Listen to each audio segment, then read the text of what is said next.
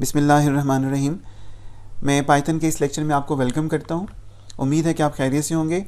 इस दुआ के साथ कि अल्लाह आपको हम सब को अपने हिफ्ज़ मान में रखे, आमीन।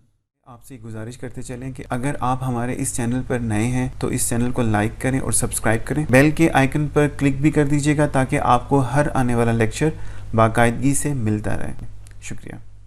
आज की इस वीडियो का एजेंडा ये है कि पाइथन लैंग्वेज में नंबर्स को किस तरह से रिप्रेजेंट किया जाता है और पाइथन नंबर्स को किस तरह से यूज़ करती है। नंबर्स की कितनी डेटा टाइप्स हैं जो कि पाइथन लैंग्वेज यूज़ करती है।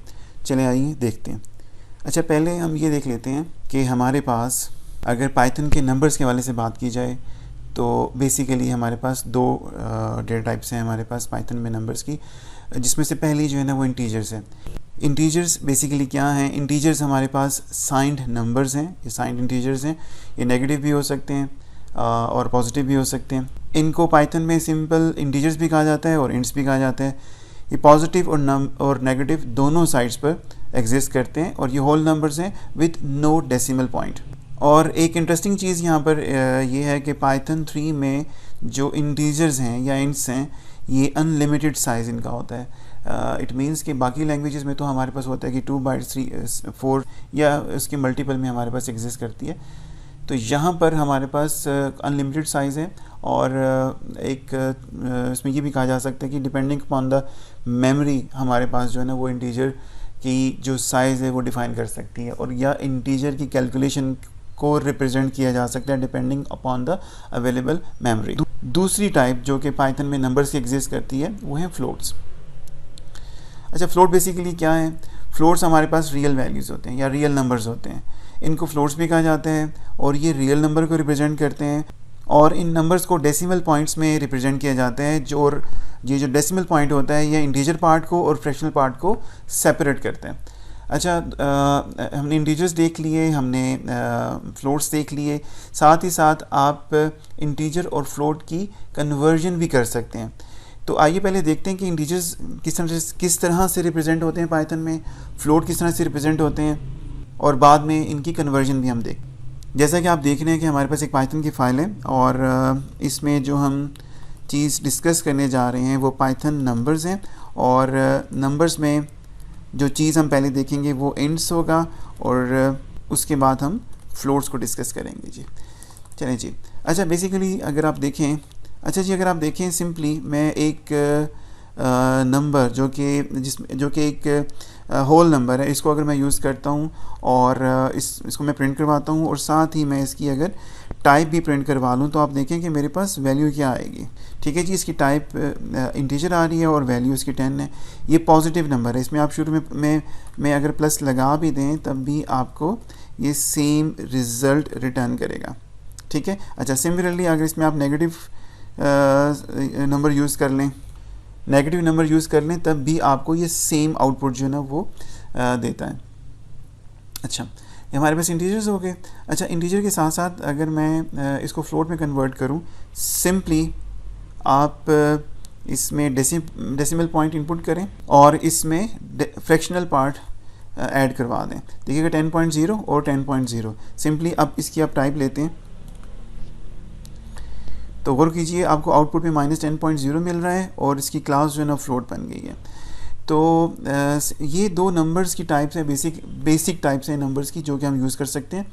अच्छा, इसके साथ साथ जो ये तो डायरेक्टली हमने नंबर इनपुट किए थे ना, आप ये भी कर सकते हैं जी कि आप एक लेट्स से मैं एक नंबर करवा रहा हूँ, integer number, just to represent कि ये इंटीजर टाइप का नंबर है। इसको मैं नंबर भी कह सकता था सिंपली, लेकिन इंडिकेट करने के लिए इंटीजर नंबर है ताकि हमें याद दहानी भी रहे। इसमें हम लेट्स से जी इसमें हम 20 मूव करवाते हैं और इसको हम प्रिंट करते हैं और साथ ही में इसकी टाइप भी जो है ना वो प्रिंट कर लेते हैं।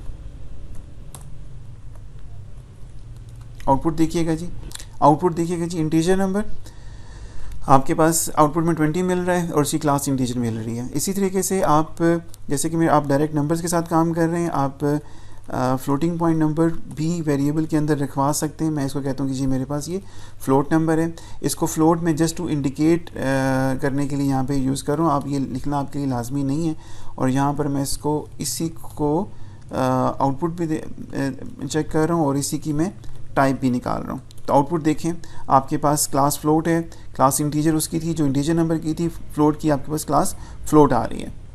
कुछ मैथमेटिकल ऑपरेशंस भी हम परफॉर्म कर सकते हैं अपने इंटीजर और फ्लोट्स पर। मैथमेटिकल ऑपरेशंस गो के हमारा एक सेपरेट एजेंडा है हमारी एक अलग वीडियो का। यहाँ पर जस्ट टू इंडिकेट कि आपके पास इंटीजर्स आपस में किस तरह से ऐड होते हैं, बेसिक ऑपरेशन के साथ मैं रिप्रेजेंट कर रहा हूँ आपको। बेसिक ऑपरेशन में आप ज़रा देखें 30 आ रहा है, और यहाँ पर अगर मैं इसको मैं अगर इसकी नेक्स्ट लाइन में इस ऑपरेशन की टाइप भी निकालना चाहूँ तो वो भी आप फाइंड कर सकते हैं। अगर इसकी टाइप भी निकालना चाहूँ तो वो भी फाइंड कर सकते हैं। मज़ीद ये कि आप ना सिर्फ इंटीजर्स को सम अप करके दिखा सकते हैं, बल्कि इनके इस मैथमेटिकल ऑपरेशन की आप टाइप भी यहाँ पर फाइंड आउट कर सकते हैं। इसकी जो आपके पास रिज़ल्ट आ रहा है इसकी भी ज़रा आप गौर करें, टाइप जो है ना इंटीजर है। इंटरेस्टिंग चीज़ ये है कि यहाँ पर मैं 20.0 को अगर इसमें सम अप करूँगा और उसके साथ इसकी मैं टाइप फाइंड करने की कोशिश करूँगा तो आप देखिएगा पहले जो कि आपके पास आंसर 30 और क्लास इंटीजर में आ रहा था यहाँ पर, इसके बाद आपके पास आउटपुट क्या आएगी 30.0 और क्लास फ्लोट बन जाएगी। अगर बड़ी टाइप के साथ आप छोटी टाइप को सम अप करेंगे, जैसे कि इंटीजर और फ्लोट को हम नहीं कर रहे हैं, तो आउटपुट में आपको बड़ी टाइप की जो है ना वो रिज़ल्ट जो है वो मिलता है, जिस तरह कि हमारे पास यहाँ पर रिज़ल्ट हमें फ्लोट का मिला है।